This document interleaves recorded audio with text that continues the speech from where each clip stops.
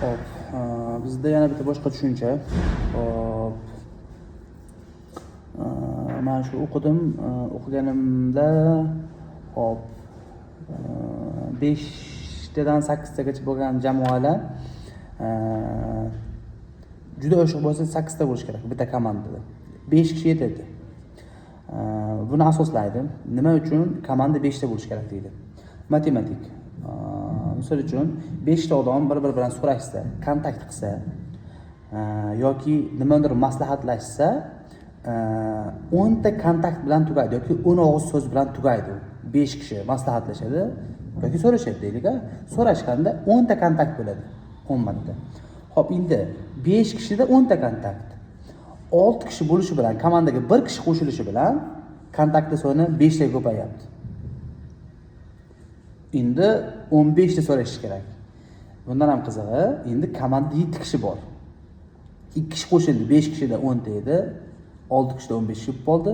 7 kishi bo'lishi bilan bu ko'rsatkich 21 ga chiqdi. 21 ta kontakt bo'ladi endi.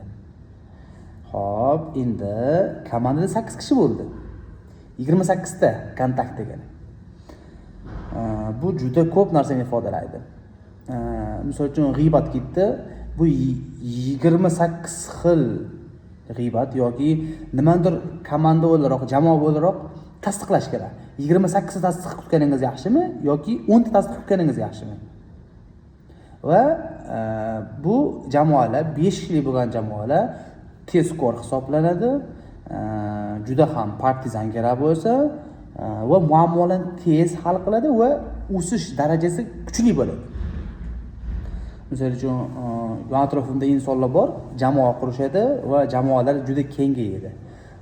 Va ba'zida bir oydan keyin kelganida juda charchoq sezaman ularda. O'zimda ham bo'ladi va buni o'zimning holatimga ham so'rab ko'rdim. Va haqiqatdan bizda ham kichik 5 talik jamoalar uspeshli. 8 talik, 10 talik va bundan ko'payganlar effektivность tushib ketib qoladi. Hozir tushib ketib qoladi effektivность. Shu tushuntirmoqchi bo'lganim shu. Agar siz komanda qurgan bo'lsangiz, komandangiz bo'lsa, iloji bo'yicha 5 kishidan o'tkazmang. Undan ko'ra 2 ta komanda qiling, 5lik va 5lik.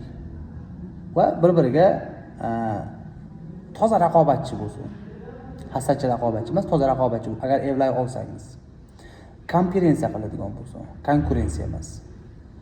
Shu orqali o'zi o'sadi odam va komanda ham o'sadi. Bitta komandani kengaytirish, uzaytirishi foydasi yo'q.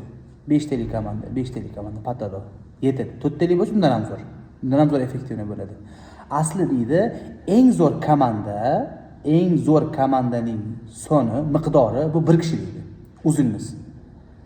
Eng zo'ri o'zingizsiz. Hammadan ko'ra 4 tadan tezroq qilasiz. Lekin bu ham qayergachadir? Eng zo'r komanda bu 1 kishilik komanda va eng o'zi saqlab qolgani bu 5 kishi bo'lgan. 5 kishidan uyog'i ko'payib ketyapti kontaktlar. Effektivность tushib ketib qoladi. Va shu yerda Jeff Bezos gap bor ekan. Bezos aytadi, agar jamoangizni 2 ta pizza bilan to'ydira olmaydigan bo'lsangiz, bu juda katta komanda degan ekan. Jamoa. Ya'ni juda katta jamoa degani bu haqiqatdan katta narsa. Bu zo'r ish, katta ish va uni boshqarish ham qiyin. Balki shu Bezos, balki shu aytganimizdagi shunaqa komandalarni ko'p qurgandir, 5 kishilik. Muvaffaqiyatlar sababidan balki shuni ertaroq tushunib yetgandir. Shunga ko'paydi-ku, orqa ketib qoldi deganda xuddi shu omillar bo'ladi. Bo'lib ham o'zi bechilaydi. Ko'paytirmang. Shunday qolsin. Keyin alohida tuzishingiz mumkin boshqa yerda, boshqa komanda. Bir paytlar buni Jek Ma ham qilgan. Sohil bo'yida o'zini Alibabasiga konkurensiya yaratgan. Alohida, hech kim bilmaydi. Alohida komanda. Va bu yuzaga chiqqandan keyin bilingan. Shunaqa ishlar, shunaqa gaplar. Eng yaxshi jamoa bu 1 kishi, bu o'zingiz. Undan keyingi 5 kishilikka bo'lgan va uzog'i 8 kishilik. undan uyog'i atala bo'lmaydi va jamoangiz har doim ikkita pitsa bilan to'yish kerak. Bu o'zim uchun ham ikkita pitsa bilan to'yishimiz kerak. Biz ba'zida Bellissimodan 3 ta pitsa chaqiramiz. Shunaqa, shunda ham baribir 4 kishi 5 kishi. Amerikadan surishtirdim hozir holatda. Amerikada ham shu 4 kishi va uzog'i 6 kishigacha bo'lgan odam ikkita pitsani yeya oladi. Shunda ham large deyapti.